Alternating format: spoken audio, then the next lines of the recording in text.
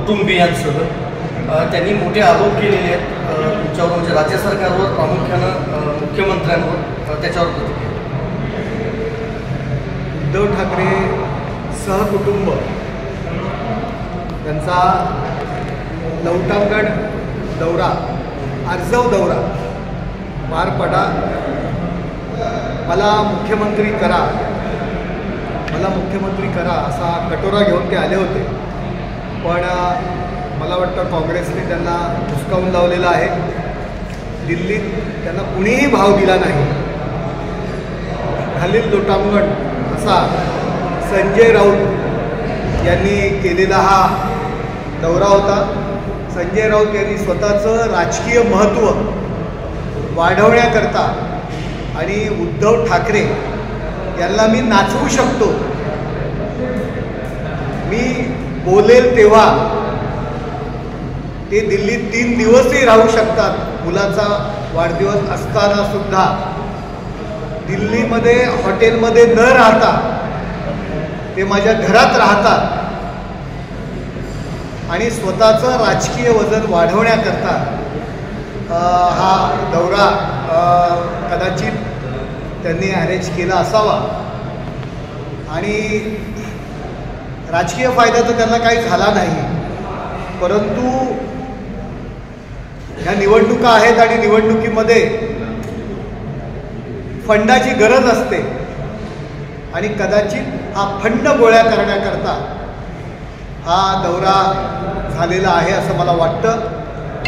दक्षिण आफ्रिकेतील अब्जावधीचा रँड घोटाळा करणारे गुप्ता बंधू यांच्यापैकी हे गुप्ता बंधू यांची भेट घडवून आणण्याकरता कदाचित हा दौरा त्या ठिकाणी अरेंज केला गेला असावा. मुंबईत राज्य सरकार आहे, कळेल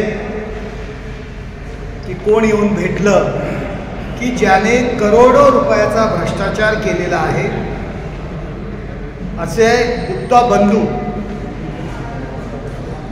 नुकतीच जुलैमध्ये त्यांच्या काही लोकांची जामिनावर सुटका झालेली आहे आणि 7 तारखेला दुपारीच्या सुमारास या गुप्ता बंधूंची संजय राऊत यांनी भेट घडवून आणलेली दिसते या दिल्ली या ठिकाणी.